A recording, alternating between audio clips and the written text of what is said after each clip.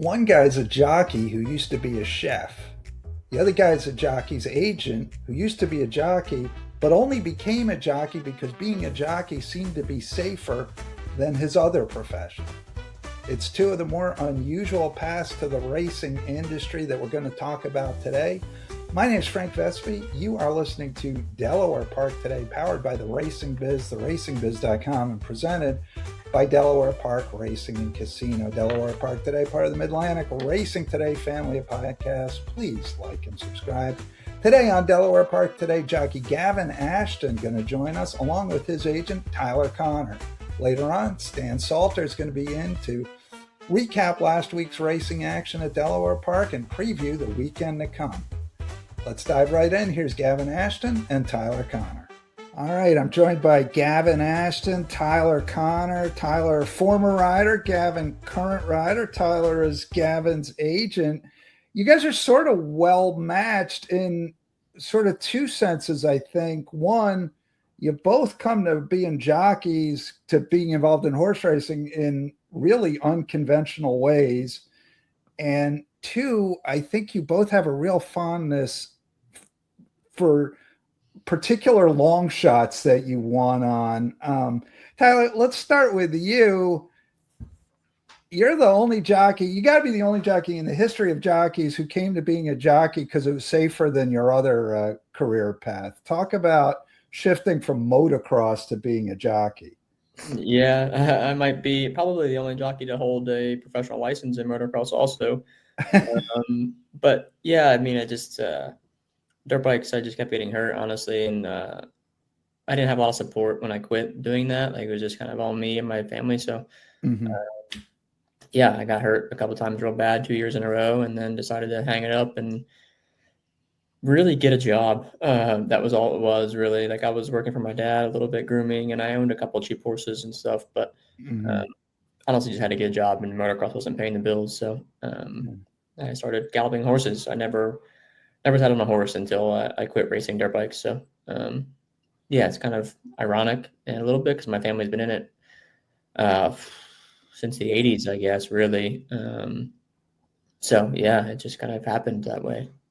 So it's interesting. You grew up around horses and racing, but you didn't really participate in it.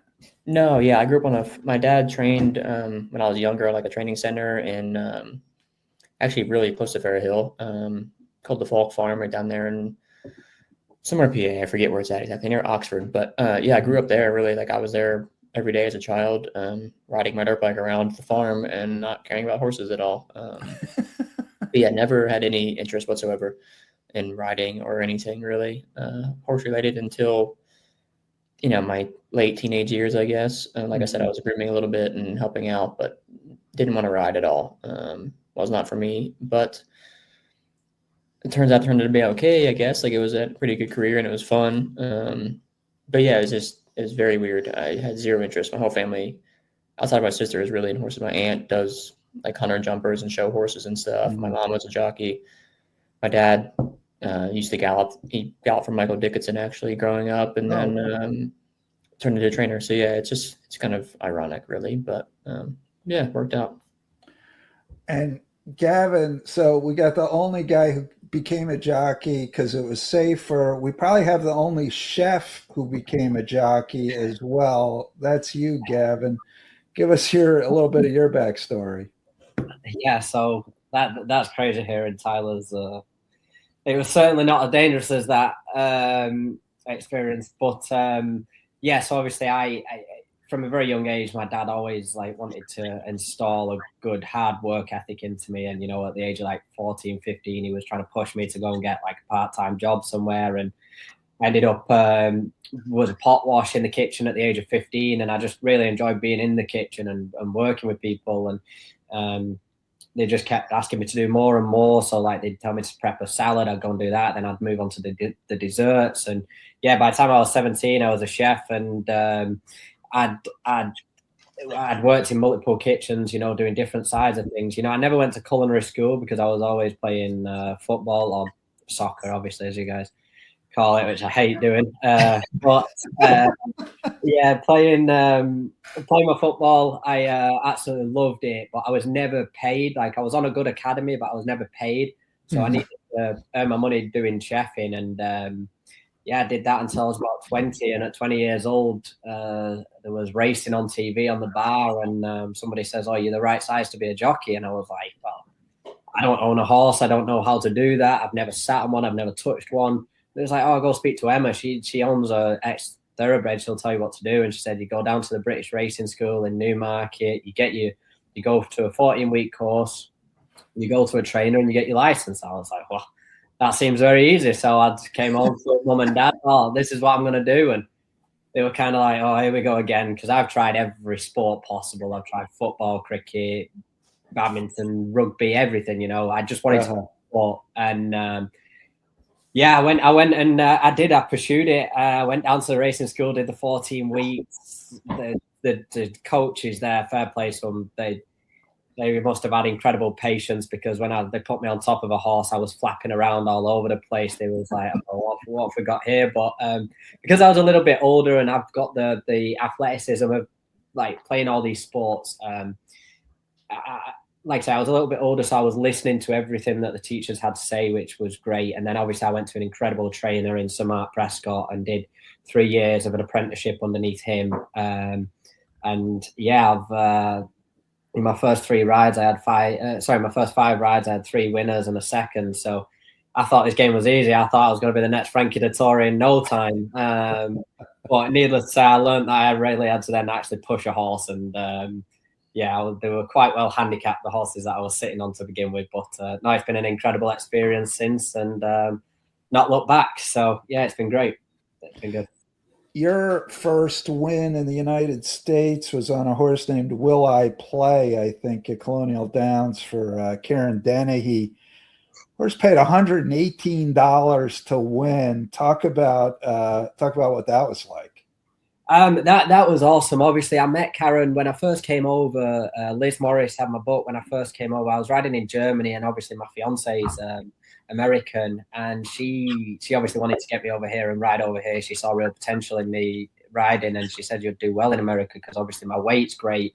And when I first came over, I met Karen at Colonial, and we hit it off straight away. She's great. She's very hardworking, and she liked my work ethic, and she got me on horses. And it was crazy, actually. I remember getting on that horse, and I remember going to post, and I was like, "Boys, this horse is going to win." Like, I could just feel it underneath me. And I said to the gate crew, they had me in the gate, I said, "Boys, this is going to win today." And obviously the form wasn't great, but obviously still being a maiden and everything. And she put it all together that day, and we went and won. And it's always a good feeling, obviously, when it's a long shot.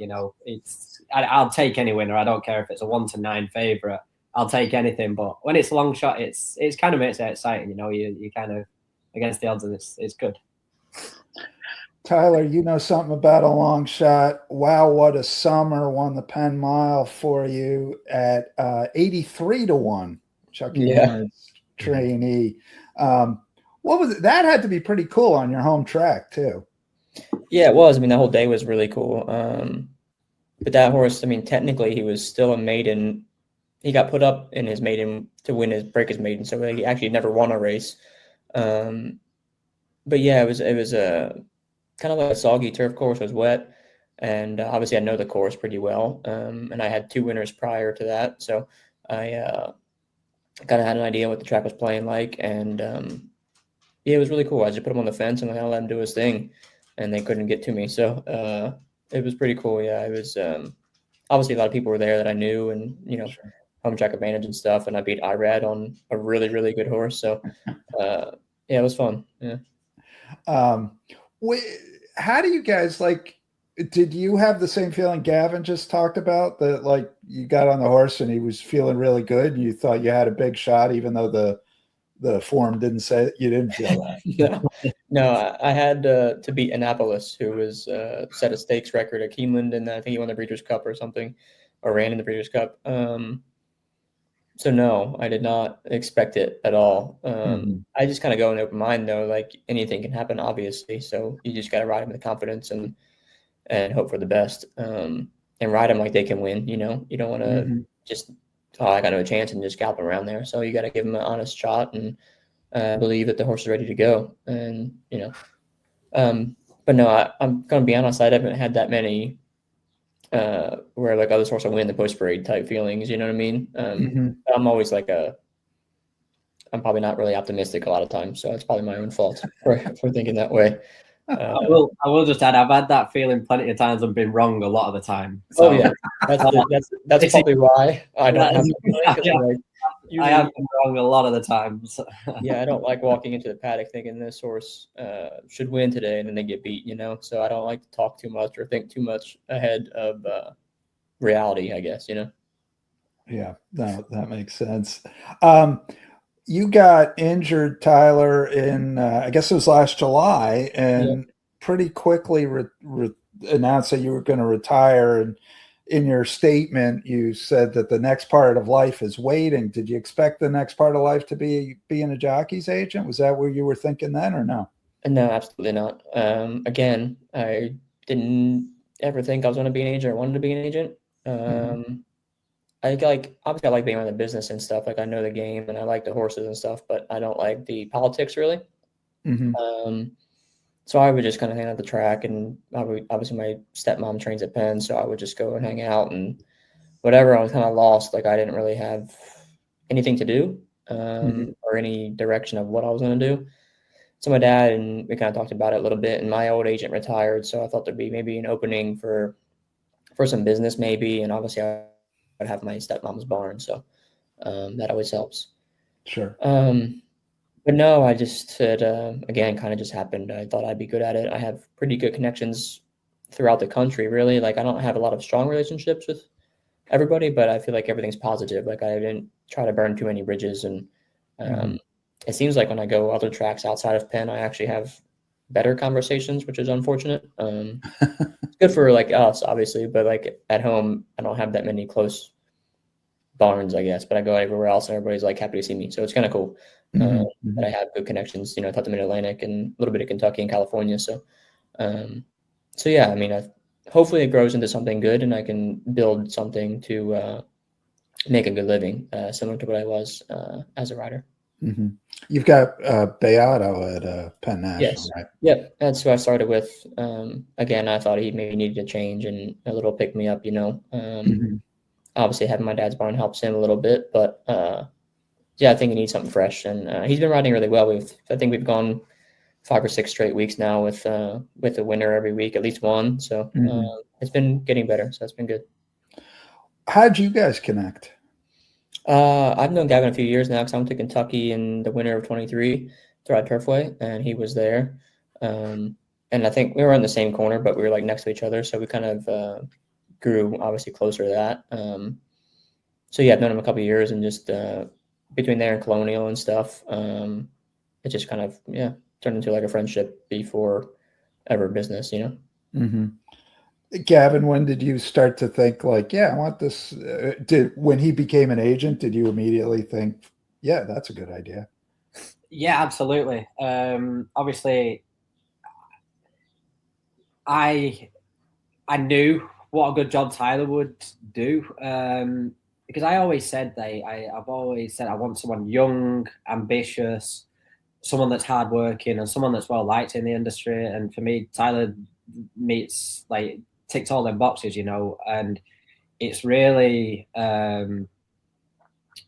shown in the last the last week that everyone that I've spoke to saying like, hey, look, Tyler's going to take my boat, blah blah. Every single trainer can't speak highly enough about Tyler. Like honestly, the positivity that comes from, they say like what a great guy he is, like how hardworking he is, you know, how well he knows his horses and stuff like that. And even the jocks room the other day at Laurel, everyone was like, "Oh, I've heard Tyler's taking your book now." Every single jock was like thrilled, like because he's just such a well liked guy, and everyone was speaking so positive and just saying, "We wish you all the best. Like we really want you guys to do well. You'll be a great team together and stuff like that." So yeah, I kind of obviously knew that before, but then obviously once we've connected and made it official, then the support after it has been and the comments after it have been great. So it's all looking really positive, and I'm really excited. So yeah. It's nice when you make a decision and then other people sort of validate it for you, right? Correct.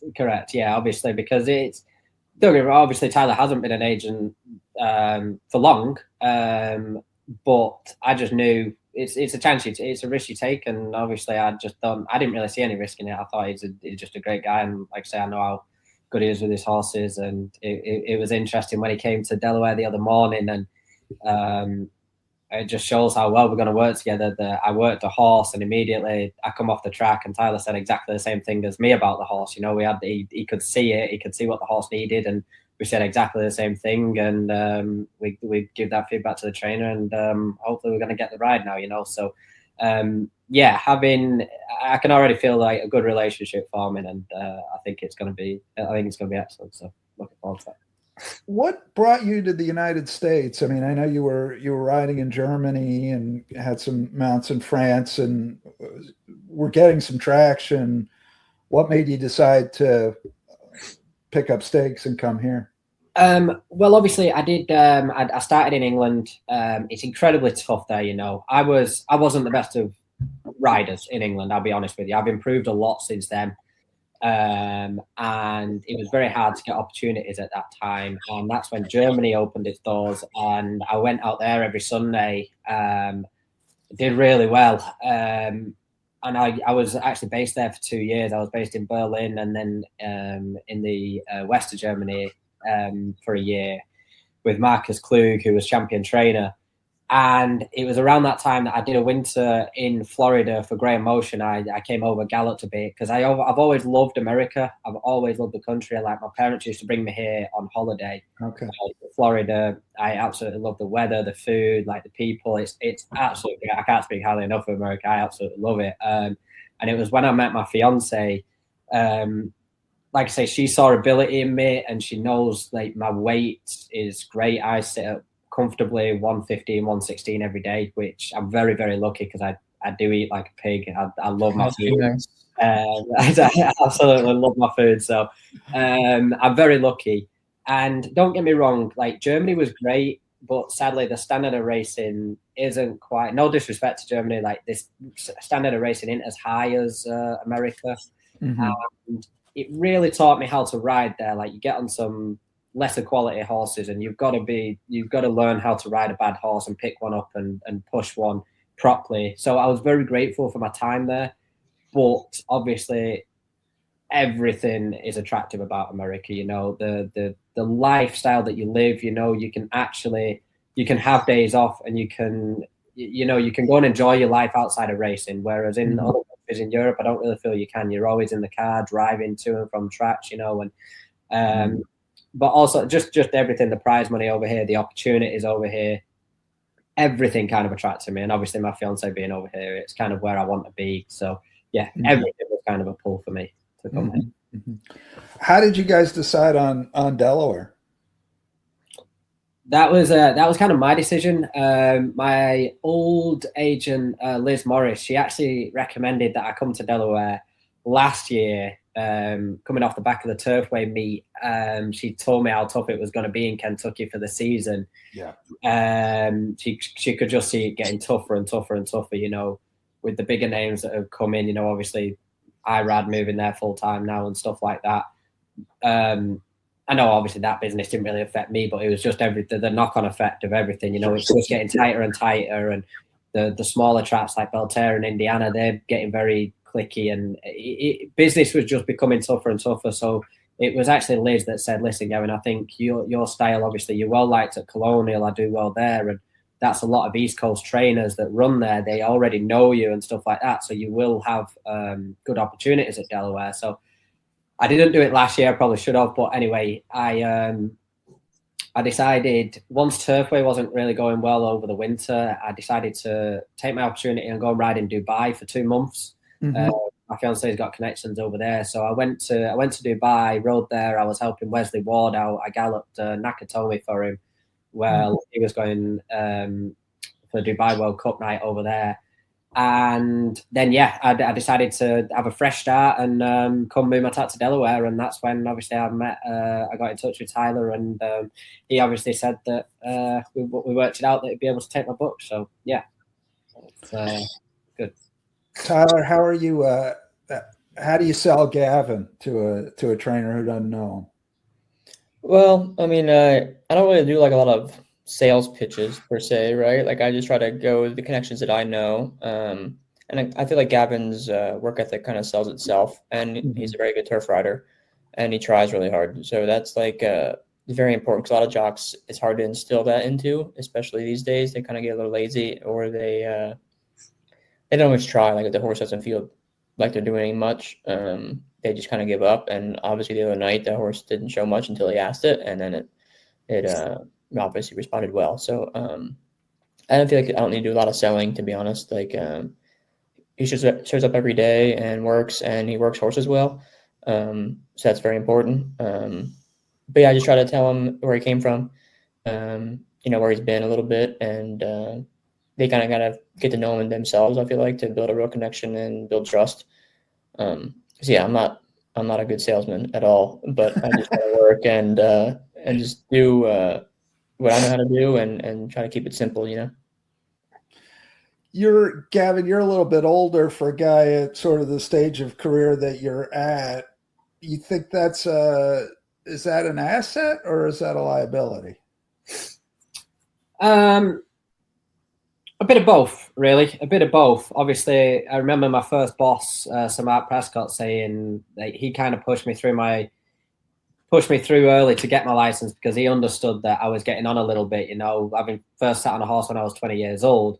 I know I look about 16 years old. I've still got a baby face, but yeah, people are surprised when I tell them I'm almost 30 in August. Well, I'm 30 in August now. So yeah, don't get me wrong. I would have liked to have won more races than I have now at this age, but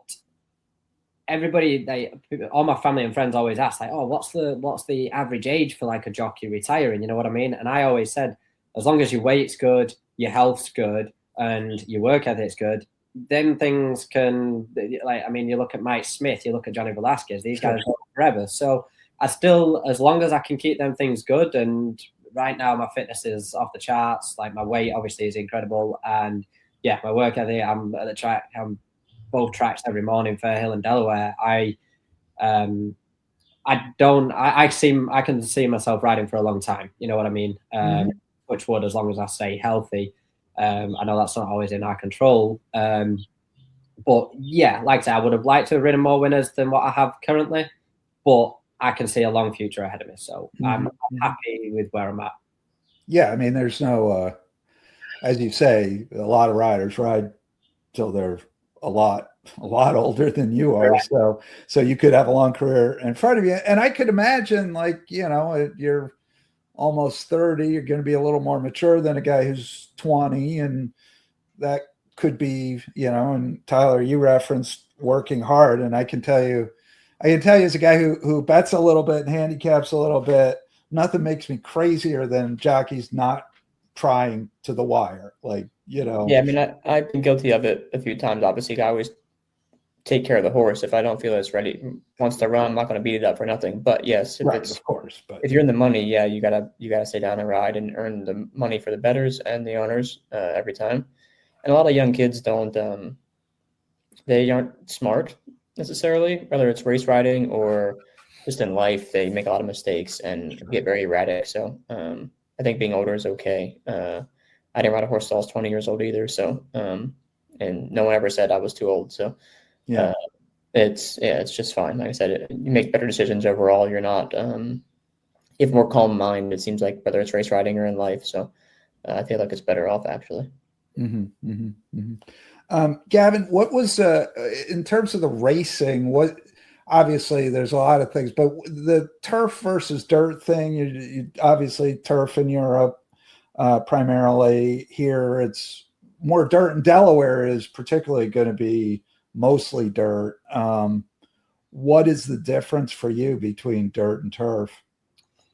So it's interesting. Like, people always ask me that, but to be honest, as long as the horse likes it, I don't mind. You know what I mean? Like, like I know it's different. I know you ride the turf different to what you ride the dirt, but the one that has to like it the most is the horse. You know what I mean?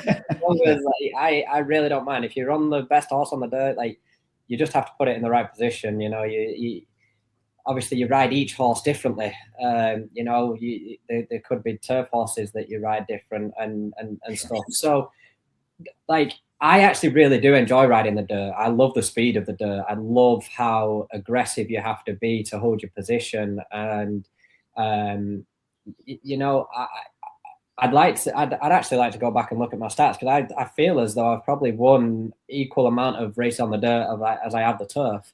Mm-hmm. Now, don't get me wrong, I do feel as though I do ride the turf well because I'm patient and I know that them turf horses are going to have that turn of foot.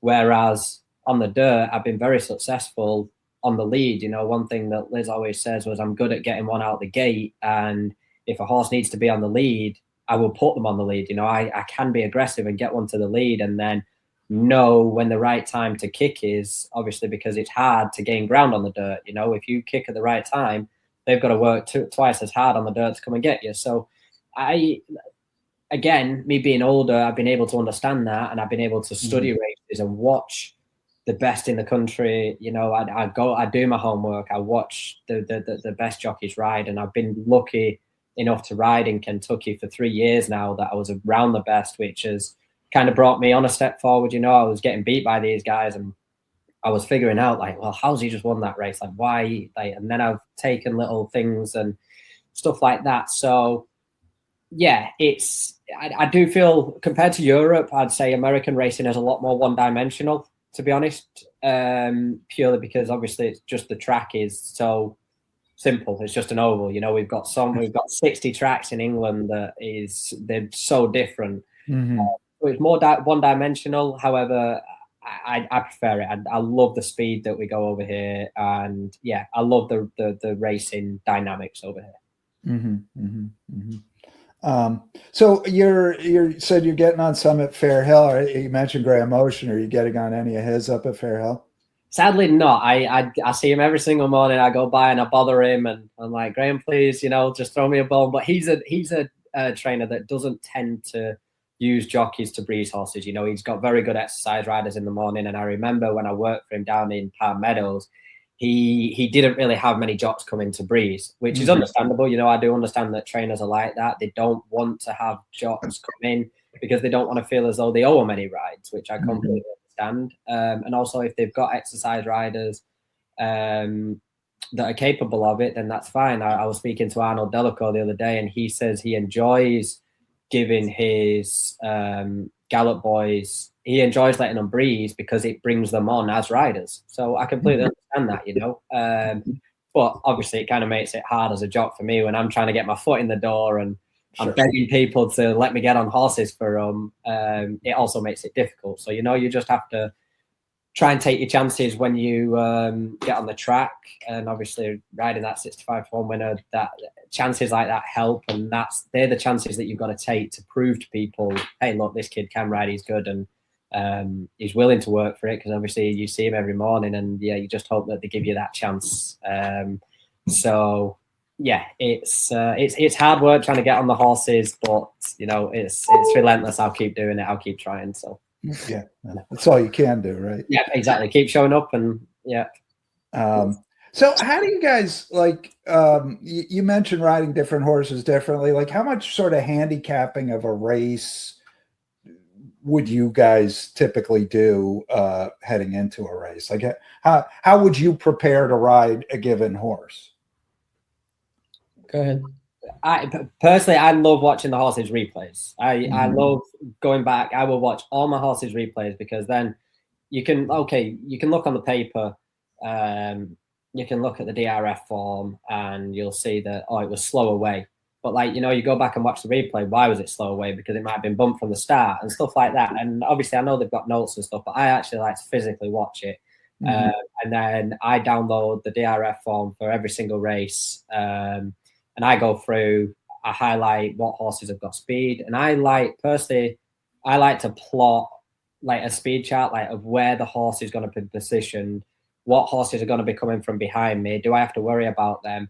Am I in front of a horse that hasn't ran since September last year? If that's the case, it might stop. So I don't want to be caught on the heels of that horse. I personally love to do all that. I do that for every single one of my races. And yeah, I make all my notes and I watch all my horses replays.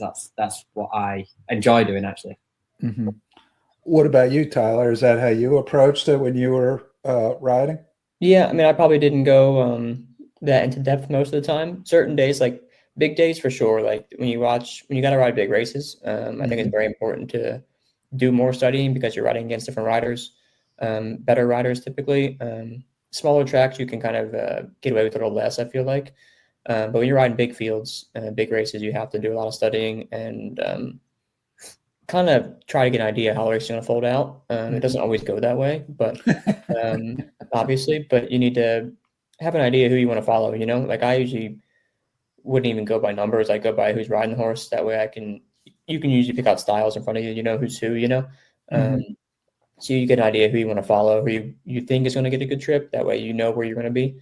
And then kind of go from there. Obviously, it's going to unfold a certain way, but yeah, I mean, big fields, you have to do a lot of studying. You can't just kind of go wing it. And I've ridden with plenty of people that go out to the post parade and ask me how far the race is and who has speed. So, not gonna name any names. How far the race is? Yeah, sometimes I'm like, I didn't know this is a long race or something, and then who's the speed? So I usually give them the race they need. So, yeah, it's some people don't study at all or they can't read. So it's very important to at least, especially when you go out to the paddock and tell a trainer you have an idea what to do, and typically I was very fortunate. I didn't ride for people that gave me a lot of instructions most of the time. And when they do give you a lot of instructions, it never goes to plan and they get mad at you. So hopefully they kind of just give you an idea what they want to see, what the horse likes, and then you ride it accordingly. But yeah. I'm not sure if Tyler was in the race. There was one, I think it was last year at Colonial, and the horse, it had come off the turf and it was on the dirt. And none of the jocks knew him. They all went out there with turf goggles. Yeah. There's never been so much speed in a dirt race before. Everyone was trying to send to the lead because they didn't want to didn't know either, apparently. Yeah, that made me laugh. Just just stuff like that. It's people are unprepared. It does make you laugh. That is funny. Wow. I would have had no idea that they would be basically asking you to tell them what to do when you were approaching the post. So I was watching the races yesterday from Laurel, and there was a race where a couple of speed horses and a horse with no speed at all. So of course the gates open, and the horse that has never shown any speed goes right to the front.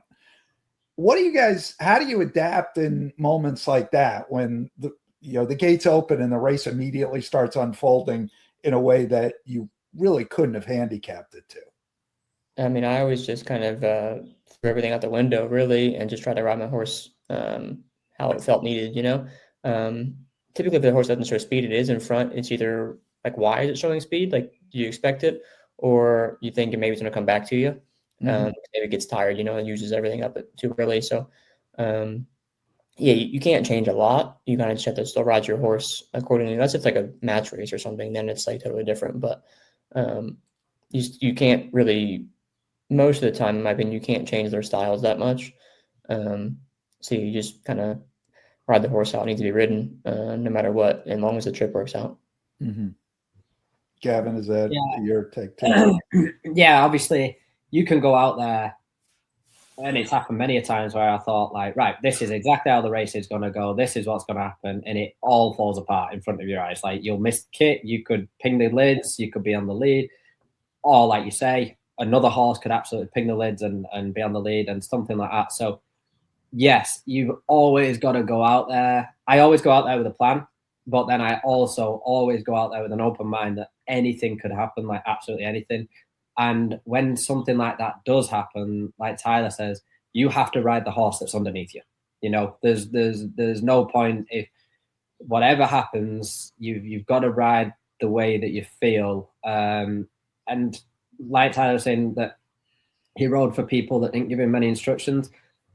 I kind of enjoy that because that gives the trust in me to then produce 100%. what I'm sat on. You know what I mean? Like, you don't have to tell me what to do. You should, if I'm riding your horse, you should have the confidence in me that I've done my homework. I know what's going to happen. And if it doesn't happen, then I know what to do with this horse. I know to go off feel. And I actually really enjoy riding races like that because it's more natural and nothing's forced. You know, if you're going out there thinking, I've got to get the lead, you're just that little bit more tensed in the gates, ready to go. And anything It never works. It never works. It never works if you force it. It's just got to come natural, and you've got to, it's just got to, come naturally.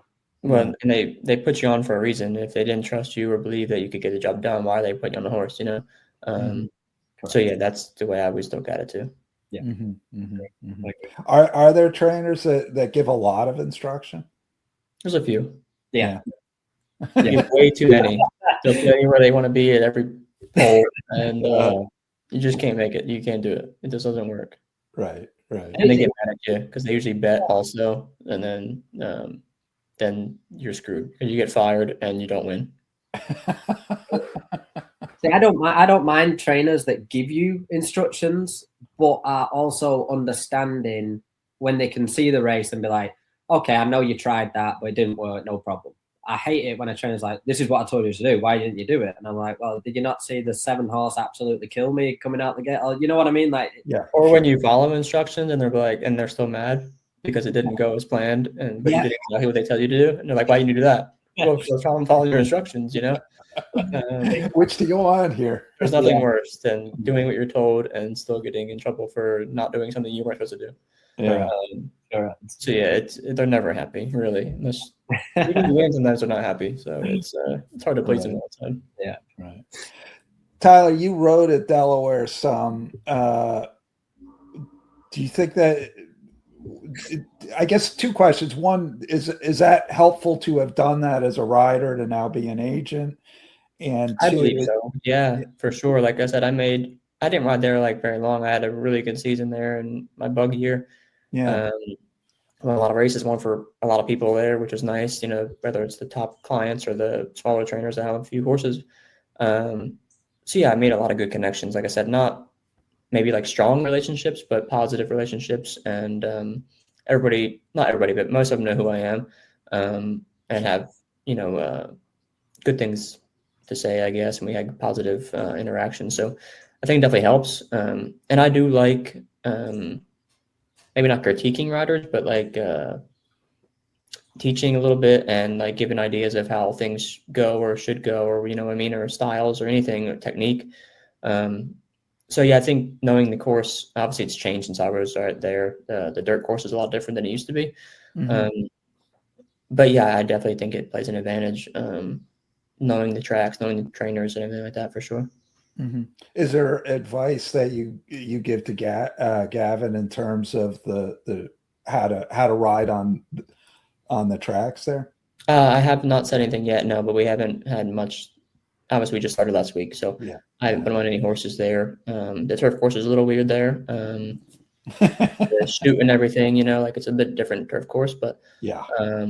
But no, we haven't discussed anything yet, whether when it comes down to like tactics and things, you know. How does I'm just curious about this? Like, how does they've got a turf shoot, so the like the mile and 16th races, I think, come out of a shoot, and then around the 2 turns. How does that play different as a rider than a course where you're just, you know, start on the straight? Well, it's a lot more. You got to have a little more. It's almost like more aggressive, but especially coming out of the chute, like you have to get position before the turn of the chute because it gets real tight real fast. So obviously you see a lot of horses get dropped there coming out of the chute because it gets kind of tight. So I think you need to be a little more aggressive and have an idea of where you need to be at that point going into the first turn. And then down the lane, it opens up, obviously, so you can kind of sneak through there if you have enough horse. But at the same time, horses tend to drift down, and then the rail comes back out in front of you. So you have to get in or get out at that point because horses tend to move around a little bit down the lane. Yeah. So it has a lot more tactics, but also like you got to think a little bit extra, I feel like, when it comes to the shoot stuff. Have you ridden out of a chute? Out of a chute like that, Gavin? Trying to think because I've not had a ride on the turf yet. Obviously, we've not been on the turf yet at Delaware, but I don't think I have ridden out of the chute. No. Okay. Monmouth has one. Parks had one, and otherwise, I don't think anybody else has one around. No, I can't really think of though. I have. I mean, there's obviously loads of tracks in Europe that the bend comes up very, very sharp.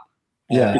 Like Chester, obviously, is a 7 furlong round track that is constantly turning, so that's always very sharp, and I loved riding there and stuff like that. But we like Delaware because the rail's never straight. There we go. Turns are like it sticks out in a couple places, so yeah, you might like that. I'll be okay then. Yeah. But no, like everything that Tyler said, like it'll obviously be interesting when I ride it, but my preconception of it was that yes, you have to be very aware that chute comes up quick, and you have to be aggressive and understanding. You know, you've got to be decisive. I think, yeah, for sure, yeah, absolutely. Tyler, you would have ridden these too. I mean, another place where I've always felt like you need to be aggressive is on the dirt at Delaware, going like a mile, because you come to the turn right away, and you better not be 6 wide when you hit it. Yeah, it seems to happen a lot too. A lot of people get hung out to dry there. So you got to be in position early, I feel like, and hopefully the horse breaks. Obviously, you're going to be good out of the gate, but it comes up real quick. And in the big races, like I rode the Oaks last year. I forget. I rode a horse for Nile, and it was tight the whole way around. Like those guys give you no chance when you're riding with Irad and Jose and Bizarre and all those boys. You got to get position, or you better get out of there because they're going to go where they want to go, where they need to go. So you have to be very aware, very aggressive, and or not aggressive, one of the two, and get in the spot and make sure you save ground and get a good trip. Right, you got to be decisive one way or the other. 100%. Yeah, it comes up quick. So. Does riding against those guys, like the guys who are the top of the business, does that improve you as a rider? Absolutely does. Yeah. Like I went to California early. Like I was riding 3 years or so when I went, 2.5 years when I went there. And I was riding with Kent and Nakatani, and Gary was still riding. Mike was at the top of his game. Flavian was just kind of exploding at that time. Drayden Van Dyke was there. A bunch of the best California guys were there at the time. So I think it improves you really fast. And riding there with like very strict stewards also like kind of keeps things a little different. There's no foul play there. Like if you do anything, they're going to call you and give you days or whatever. So it kind of makes you better, in my opinion. And obviously riding for good trainers helps too. Like riding good horses and better trainers gives you a better idea of how things are supposed to be done. So it definitely improves you very fast, and you have to be improved. If not, you're not going to ride any horses. Is that your take as well, Gavin, when you rode in Kentucky and wherever? Yeah, absolutely. I always think you should always try and like aim for the best. Like you should ride with the best to become the best. Is like and yeah, riding with them guys, it's just a different class. They're thinking 2 steps ahead of you. You've got to think on their same page length. They know exactly where they want to be in the race, and they know exactly how to get there. They know how to do it, and also in the finish, you've got to be strong. You're riding against the best. You can't be weak. You can't be, like not energetic. It really does just bring the best out of you. It really does. It pushes you. And like I say, when I went back and watched my races, I'm like, well, how did he beat me? And then you pick up things from them, and it improves you massively riding against those people. And I was grateful for them opportunities. Those guys don't give you chances either. Like they're not going to like let you through or get out of your way or whatever. Or if you're getting squeezed, they're going to keep squeezing. Like there's no gifts out there. So I think that really helps. Decision making and when to go, when not to go, things like that. Like I feel like it helps tactics wise a lot, it just gives you a better mindset of how to correctly ride a race most of the time. You should learn very quick. Yes, you have to learn very quick, and also because you're riding with these types of guys, you respect them a lot more. Obviously, racing is full of opinions, and like you've got 12 jocks in a race. Everyone's going to have a different opinion about what was going on. Like someone might have thought, "Oh, I was staying straight," and you wasn't. When one of those guys, like when them boys say something to you, you listen. I remember Tyler Gaffleyon. He looked after me once in one race. Well, he had a go at me during the race in the nicest way, that he was saying, like, either go, because I was like half committing to the lead, but I wasn't on much horse, so I didn't want to go too early. And all I was doing was just playing, like, I was riding stupid, I was. And he told me straight away, he said, either go or don't. And he came back in the room. He had a chat with me. Like, Tyler's been a great mentor for me. He's a good friend, and I'm incredibly grateful. And he pulled me to one side and says, listen, this is what you have to do. So that's what I mean, riding with them guys. And I never made that mistake again. You either don't. And yeah, riding with them guys, it makes you like that. Whereas other tracks, maybe people that aren't as experienced, they won't give you that like support, and they won't say anything. They'll just be like, oh, this kid's an idiot. And but if he keeps being an idiot, maybe we'll get some of his mounts. Exactly. They'll leave you to it. But no, it's important to know who your friends are in the room, and important to listen to the right people. Okay. Tyler, does winning races as an agent, does that scratch the competitive itch? I mean, yeah, to an extent. I mean, it's still fun. Like I do enjoy winning, no matter what capacity it is. Winning is winning, Sure. Not winning is a little frustrating, obviously, even maybe more so, because there's like maybe things I could, in my mind, that I thought should be done differently, so it's not always in my control. But finding winners is the hard part, honestly. It was a little easier as a rider. Like I could just do different things, but now like I'm not in control of all of it. But no, winning is still fun. I try to watch as much of my possibility my riders are riding us on way or whatever. But yeah, no, it's cool. Doesn't pay the same, but it's pretty cool. Yeah. That's why you get to have a couple of them, though, right? I need to get some more for sure. Yeah, make up for that 75% loss that I have. Yeah. So what you have the two riders now, Beato and Gavin. Yeah.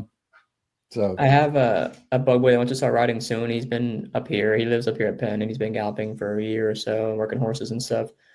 He's getting close. It's hard to learn a lot here. Like there's not many horses here, so it's hard to really get like a lot of experience working horses and working with a lot of jockeys and stuff. So maybe a little hop behind the eight ball there, but you can only learn so much in the mornings anyway. So he's going to be ready soon, hopefully, and I have a bug boy. And now ever since the article came out on Pollock the other day, now I have people hitting me up to be their agent. So that's always nice. But I don't want to have too many and not do a good job for all of them. You know what I mean? So I need to kind of keep it small and make sure I can control it and do a good job and give them all fair chances. I mean, if you're doing Penn, you're doing Delaware, so you got to be in a lot of places at once. Yeah. I mean, Penn, I don't have to be there every day, really. Like I know my people and I have what I have there. Delaware, I need to be there 2 to 3 days a week, probably between there and Fair Hill, and maybe venture to Maryland 1 day a week or so here and there. If things pick up a little bit, because I do have some good connections there also. So yeah, I mean, it's a lot of work, but obviously, like people like Jose Santos gets it done from home most of the time, and he sees who he has to see. I don't know how he does it, but he makes it happen and does a really good job. So yeah, but it's apparently doable. However he does. Obviously, yeah. I mean, he's got 12 riders, and I don't understand how he does it all over the country, but he's a busy man. Yeah. Will you guys do any Colonial this year, since you both have Colonial experience? I mean, I love Colonial. It's tough there. It's going to be really tough this year. Sounds like a lot of riders are going. A lot of new riders are going. So it just depends on how business looks, like obviously we both know Karen, and I have some Kentucky connections that go there that I rode for that seem to be helpful and maybe would help me out. So it just depends really on how things are looking. It's a long way from home for me to go back and forth just to hustle the backside, honestly. But I definitely wouldn't mind going. I mean, it's tough because they run the same days as like Laurel. Well, Laurel's closed, but as Delaware will be. So you kind of have to pick your spots, you know. Sure. If you have business there that's positive and strong business, then for sure, the money's good and it's a great place to ride. So Yeah. It's not only far, but it's like the worst drive in the history of bad drives too. oh, it's miserable. Yeah, even you hit coming from me, when you hit like 270 around DC and stuff, it is horrible. So yeah, it's not ideal. No, that whole the Richmond DC corridor is just Yeah, it sucks, and it's in the middle of nowhere, which doesn't help. But it's a great place to ride. I tell you, it's a lot of fun. Yeah, you enjoyed it too, Gavin? I love Colonial. Absolutely love it. I fell in love with the place when I first went, and obviously, it's a track that I've been very successful at. So how can you not enjoy it and want to go back? But obviously, it has to make sense. Sure. You know, to ride there, there'd be no point walking around the backside if I'm getting one mount a day, and then driving back up here. You know, it doesn't make sense. You know, like Tyler says, it's going to be tough this year. More riders going, a lot more Kentucky business, I believe, is now going there as well. So yes, I would love to ride there. If the business is there, then obviously I will. Like we say, Karen Dennehy and Carlos Muniz obviously always support me there. We'll see how things are going. You know, for the time. Obviously the hard work, the driving, it sucks, but I'm kind of used to that in England. You know, you was driving every single day, so that's okay for me. I'm willing to do that. It just has to make sense business wise. That's what it all comes down to, and I trust Tyler to do what's best for us in that. And hopefully, Kona being so tough may open some doors at Delaware. You know, obviously we're going to get some Laurel riders in there also, but hopefully a lot of them migrate to Colonial instead and can open some doors at Delaware. Maybe, you know, make that a little more positive of a meet and profitable. Yeah. Well, and if you have a good meet at Delaware, then when that closes, you've got Maryland opening back up if you want to stick around and go that route. Of course, Parks and Penn and whatever else. So lots of options. Well, gentlemen, I will let you go. I appreciate your joining me here on Delaware Park today. And Gavin, Tyler, we wish you good luck. Thank you. Really appreciate it. Thank you very much for having us on. Appreciate it. You're listening to Delaware Park Today. Coming up, Delaware analyst Stan Salter. Happy to be joined by Stan Salter here on Delaware Park today. And Stan, we had the first stake of the year this past Saturday, the Rehoboth, and Love You More, Over the Top. How about that? Yeah, nice emerging 4-year-old talented filly for Horacio De Paz. Great to see Horacio doing well, and saw him win a race at Saratoga yesterday, and he's winning races all over the place. Yeah, she ran big. The favorite, you know, I thought the favorite might be vulnerable off that bad performance in the turf stake last out. I figured Hall and Ice would be over bet. She didn't break very well. She didn't load into the gate well. She didn't break well, and that certainly. Then she had a wide journey here, making a rally. So that certainly compromised her. But yeah, Love You More. She's a nice filly. She ran big a couple months ago. It looks like Horacio kind of knew what he had, and then put her away for this stake. So she came into the stake fresh, and she had to kind of come with a wide rally, but she kept coming. She ran big. She had to run down some nice horses here to beat Hall and Ice and the horse that was second. So she ran a big race. It'll be exciting to see where she goes next. You might see her in a stake race up at Saratoga this summer. I know Horacio De Paz will be stabled up there with a big string this summer. So you might see her win a big stake race up at Saratoga. We'd like to maybe see her back here in the stake race at Delaware. I think we have another stake race for her later on this summer.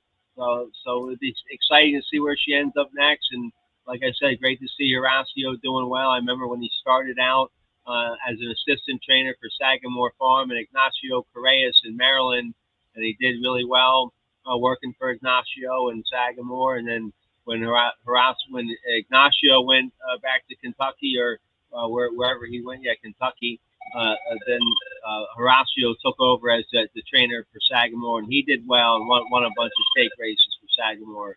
And now he's out on his own, training for a bunch of different owners. Barry Schwartz owns that nice filly that won the Rehoboth, so he's training for some big time owners, and great to see him do well. And, it was kind of cool. He won the stake race here at Delaware last Saturday, and then I'm watching the big races at Saratoga yesterday, and he wins a race up at Saratoga, I believe. So at least I think I saw that correctly. So yeah, he's winning races all over the place, Horacio. Yeah, Hall and Ice now 4 for 10 in her career, $182,000. That was her first. I'm sorry, Love You More, 4 for 10. She was 12-1. Hall and Ice 1-2 gets beat as the heavy favorite, Millionaire. The interesting thing, when I went back and watched the race, I had sort of glanced at the chart and saw that Hall and Ice had stumbled and whatever, and she obviously did stumble leaving the gate, and you mentioned that she was hard to load as well. But the interesting thing I thought is Love You More, once the gates opened, had more or less the same trip as Hall and Ice and beat her on the square. She had to come from the back. She followed her wide around the turn and just ran her down late. So really, really a good effort. Yeah, absolutely. And I thought Hall and Ice might not be on her A game after they ran her in that turf stake last out. She'd won 2 in a row sprinting on the dirt. She's a multiple graded stakes winner sprinting on the dirt, and she ran a 97 and a 98. She'd won 2 in a row. They kept sprinting her on the dirt. She might, in the right races, she might have rattled off 3-4 in a row. That turf stake they chose for her, the race prior to the Rehoboth, that was certainly a perplexing race decision, but Safi wins with a lot of races all over the place, so he's won more races than I did as a trainer. But anyway, hopefully Hall and Ice will come back and recover and get back to her top form, but she wasn't in top form last Saturday, and Love You More was in top form. Yep, Carmelina finishes second there for Butch Reed. Let's talk about Paco Lopez for a minute. What kind of run is this guy in on 5 more wins on Wednesday, 21 for 42 through June 3rd at the meet. This is nuts. The guy almost can't lose. Yeah, he's on a big time tear. He's made almost $500,000 in earnings his horses have. And he had the 5-win day on Wednesday, won the first race, and then he swept the late pick 4 races, 5, 6, 7, and 8. He's on a bunch of live horses on Thursday. I know that this show comes out sometime Thursday afternoon. He'll probably have already won 3 races here at Delaware Thursday.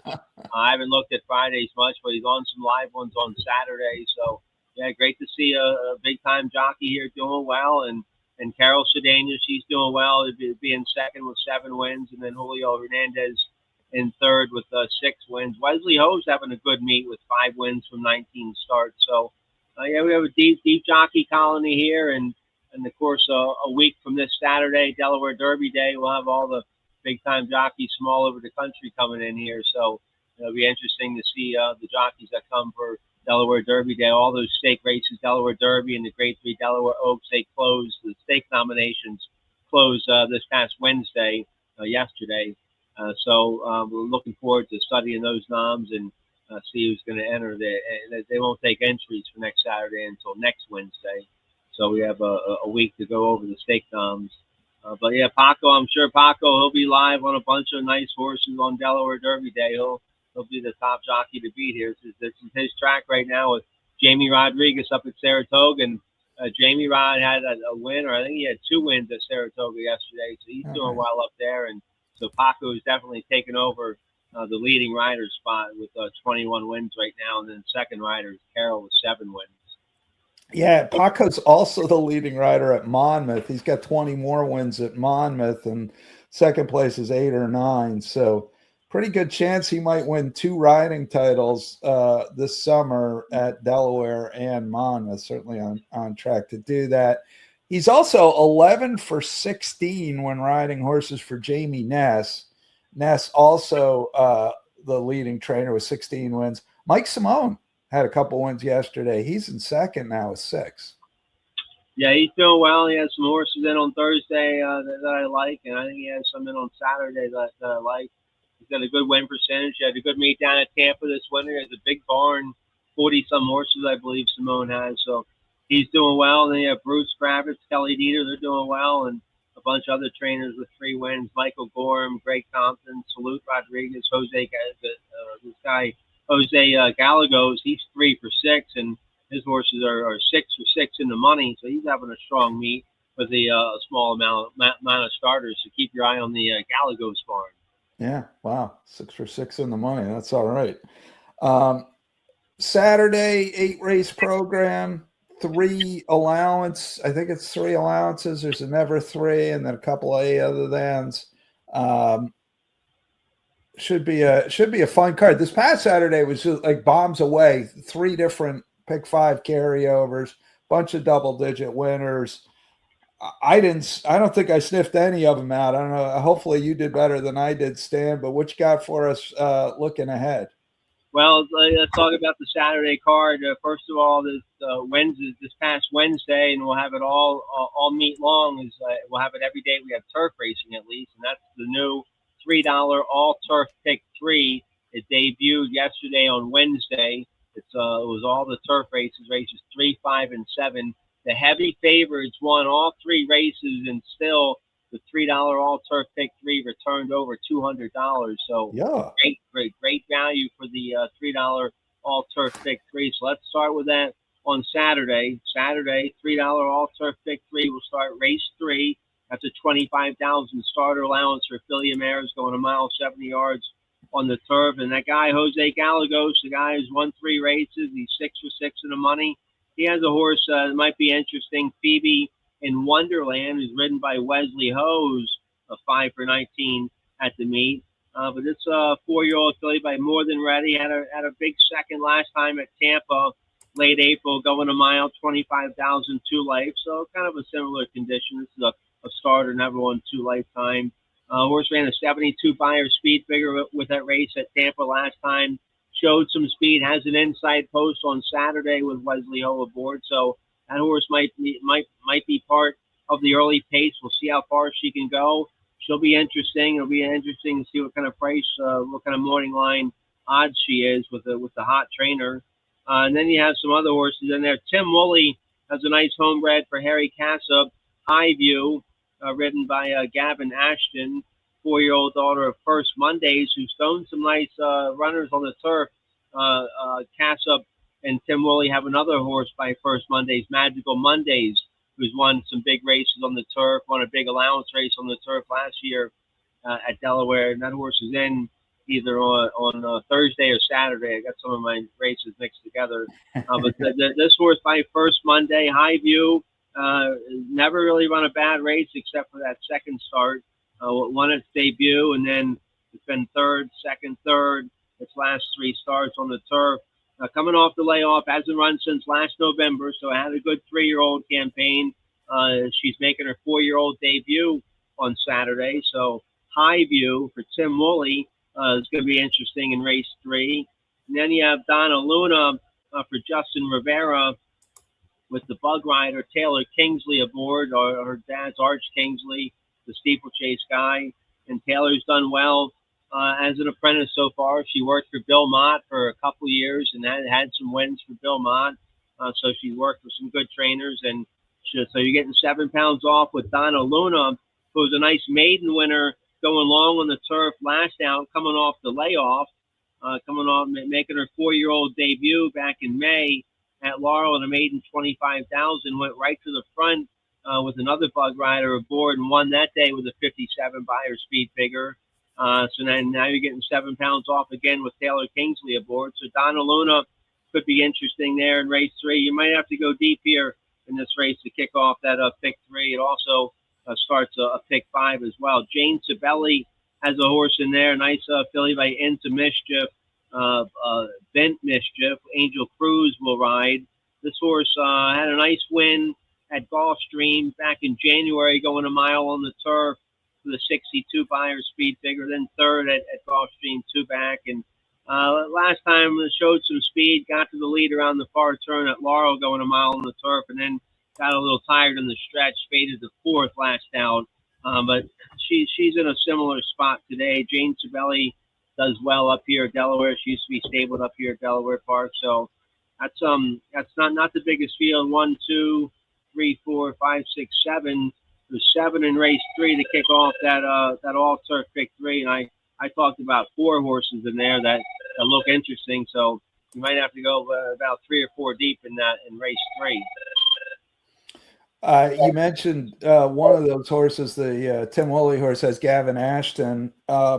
Gavin is we actually, he's the other segment on today's show with his agent Tyler Connor. He's from England, and interesting backstory with him. He was a chef, and somebody came into where he was working, and they had racing on, and the guy said, you got the right body to be a jockey.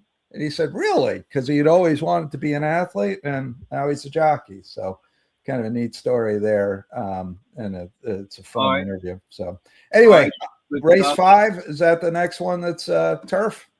Yeah, that's the next one that's turf. Race 4 is a nice allowance race for filly mares. There's some nice fillies in there. It's only a 6-horse field, but that's a nice little dirt sprint, first level allowance for filly mares.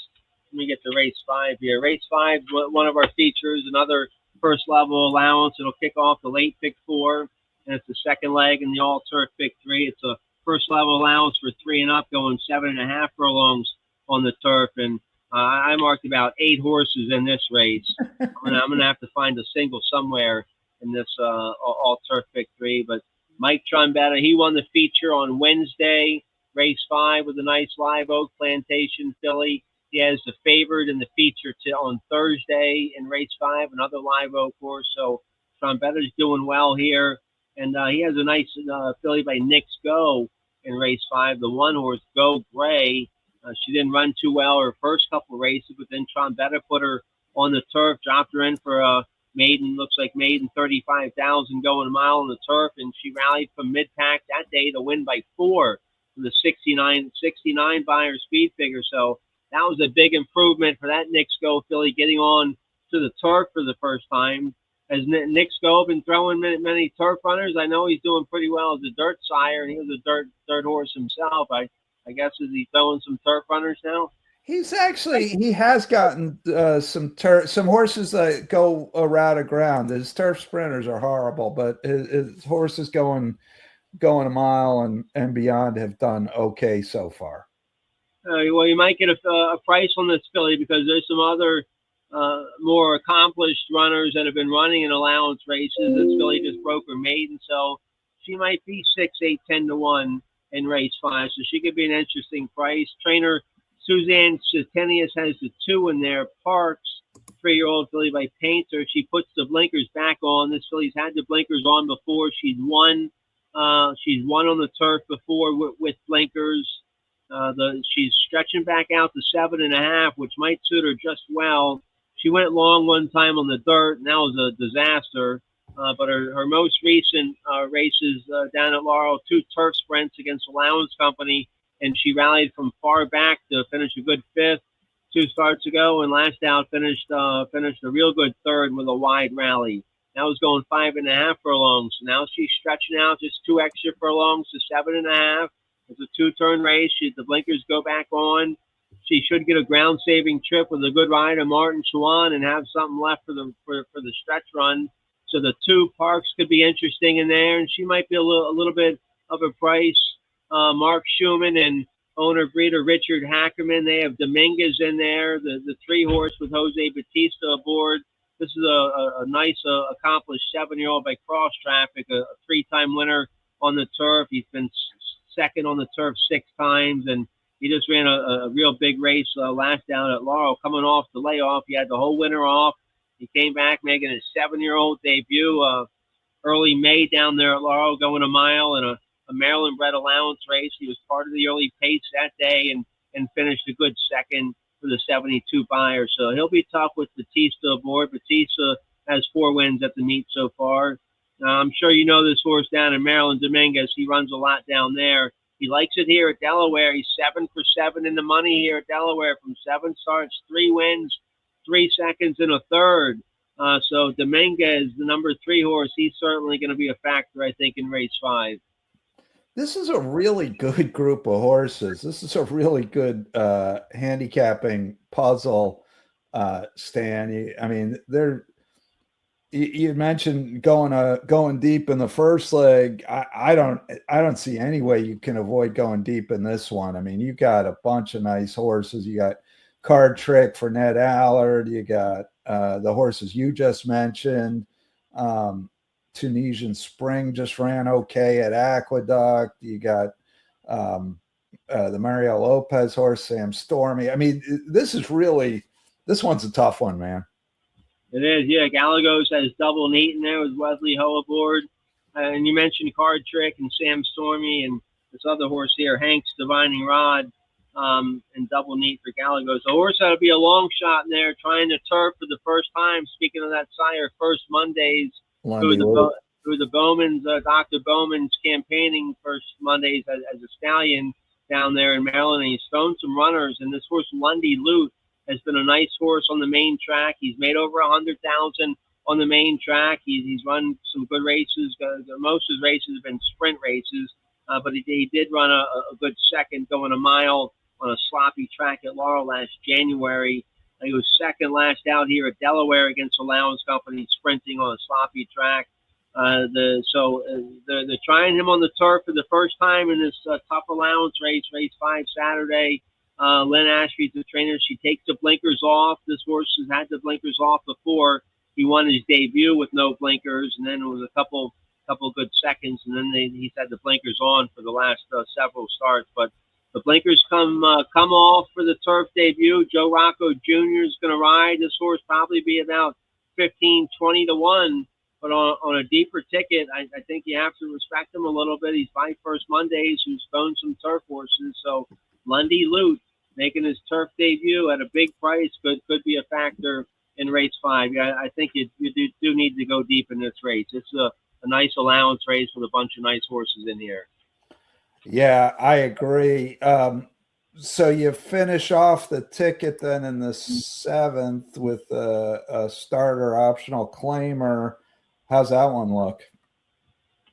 It's another not quite as big a field as race 5. It's a big field in here. I have a few horses I've checked off in here. Let's see. Final Drama for Victor Carrasco is a nice win on the turf last time down in Tampa. First off the claim. Angel Cruz is riding him.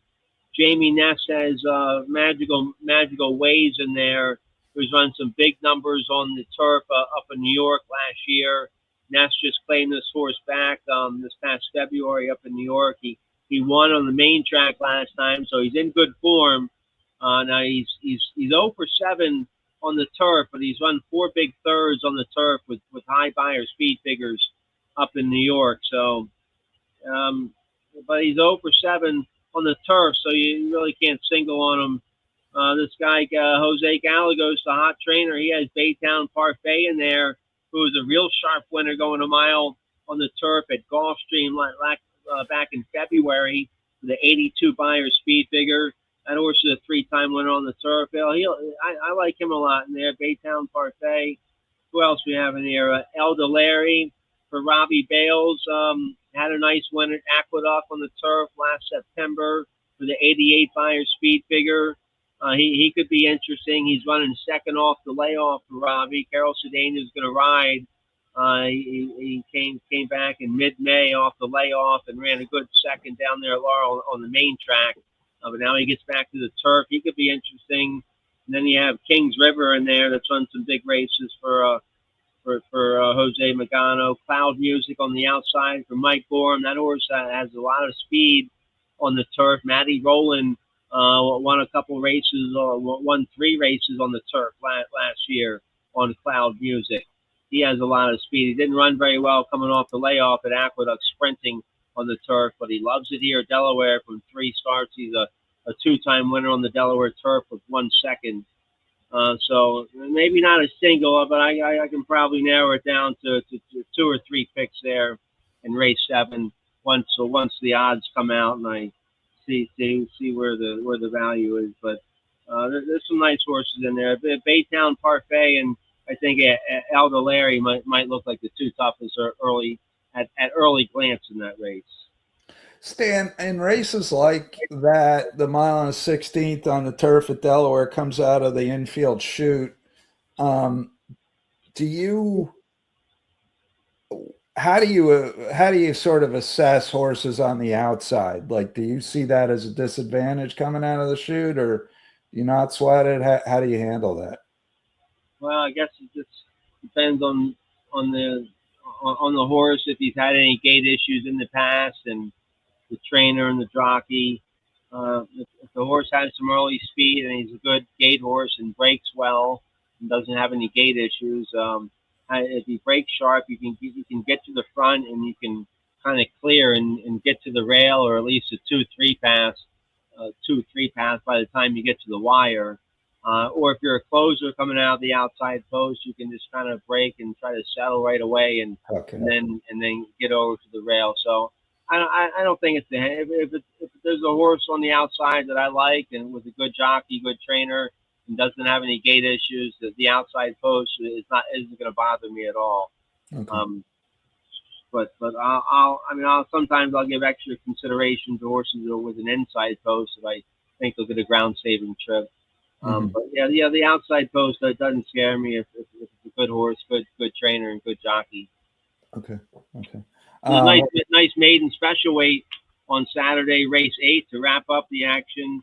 Maiden special weight for 3 and up, going 6 furlongs. Karen Wagner has a horse in there. Hoppy got, who ran well on debut a couple weeks ago at a maiden 25 here at Delaware. Showed speed from an outside post and was a good third. Might have got a little tired in the stretch. The horse was real excited and on his toes and bucking a lot. Put on a little rodeo show in the paddock.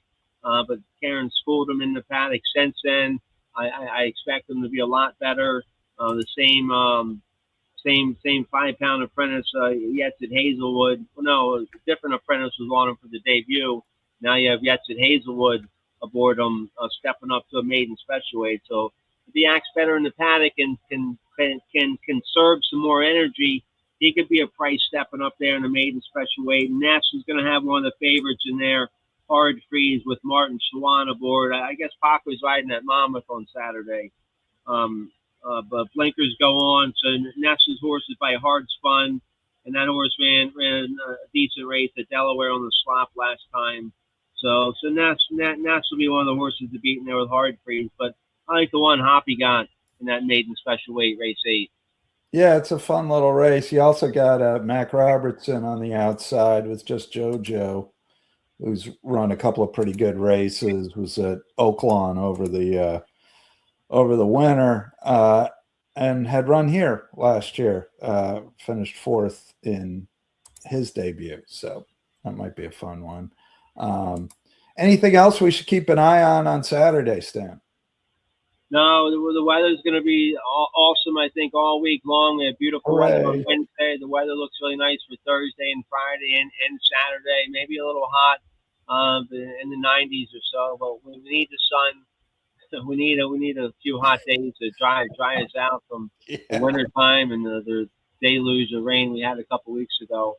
So beautiful weather on Saturday. We'll have 3 pick 5s, and we'll see if there's any long shots win on Thursday or Friday. Maybe we'll have some carryovers for you, but we'll have that new exciting wager, the $3 all turf pick 3 that starts in race 3. It'll be races 3, 5, and 7. And you could have a real big payout on Saturday because that race 5 is a real wide open competitive first level allowance race, and you might have a long shot like Lundy Lute surprise you in that race. All right, should be fun, and then we'll be back at it next week, Stan. And when we talk next week, we're going to be talking Delaware Derby, Delaware Oaks, and a bunch of supporting stakes. So we're excited about that. We're looking forward to that. Yep, noms are out now. I'm sure you can find them on Equibase, and then they take entries for Delaware Derby Day next Wednesday. So yeah, when I come on with you next Thursday morning, entries for Delaware Derby will be out. All right. Well, we're looking forward to that. But before we get there, we got a nice card Saturday to take some swings at. New pick 3, all turf, $3 unit, as Stan was talking about. Really a couple interesting puzzles there you got to figure out.